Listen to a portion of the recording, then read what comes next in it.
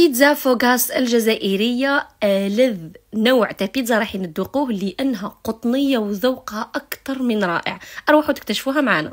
البلاطو واحد تاع فوغاس تحتاجوا كاس تاع فرينه مع كاس سميد ارطب مليح، تزيدوا له الملح تخلطوه ويدخل مليح في هذاك الخليط تاع الفرينه والسميد، وتزيدوا عليه ملعقه كبيره تاع الخميره ونصف ملعقه كبيره تاع السكر، وتزيدوا عليهم كاس غير بعد تاع حليب دافي، وزدت عليه هنايا ملعقه كبيره تاع زبده ذايبه، وتحبوا ديروا الزيت ديروا الزيت.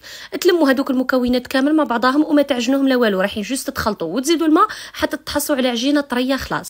لانه نسبه الرطوبه في الفوغاس تكون عاليه عليها، تبقاو تزيدوا في الماء حتى تحصلوا على القوام المطلوب. انا هنا استخدمت ميكس الفرينه والسمول تاع عمور، وتقدروا تستخدموا الفرينه والسميد العاديين تخلطوهم برك وراح تحصلوا على نفس النتيجه. تبقاو تخلطوا بالطريقه هذه، تدخلوا الهواء كما كنديروا الخفاف، واستعينوا بشويه زبده باش تسهل لكم في الاخير. هكا تغطيوها وتخليوها ترتاح حتى يتضاعف الحجم تاعها، ونروحوا نديروا لاصوص طوماط تاعها اللي سهله ماهله وما طيب ما والو. ترحيو زوج حبات طماطم مع شويه ثوم، تزيدوا لهم ملعقه تاع طماطم مصبره، ملح، فلفل اسود، فلفل احمر، واهم حاجه تزيدوا لها هي الزعتر ولا الزعيطره كما نقولوا لها، والحبق ما تقولوش لا اذا عندكم. تخلطوا كلش وتخليوها اباغ. نرجعوا للعجينه تلقاوها الله يبارك انتفخت والهواء داخل فيها، شوفوا الفقاعات ما شاء الله. تروحوا مباشره تصبوها، يعني لانها سائله تتصب يعني في بلاطو مدهون بالزيت ونسويوه بيدينا. المهم كيما البيتزا. على فكره انه الخبز هذا ماخوذ من الخبز الفرنسي لو فوغاس اللي يطيب بالاعشاب يعني وزيت زيتون، وهذا الخبز في حد ذاته ماخوذ من خبز الفوكاتشيا الايطالي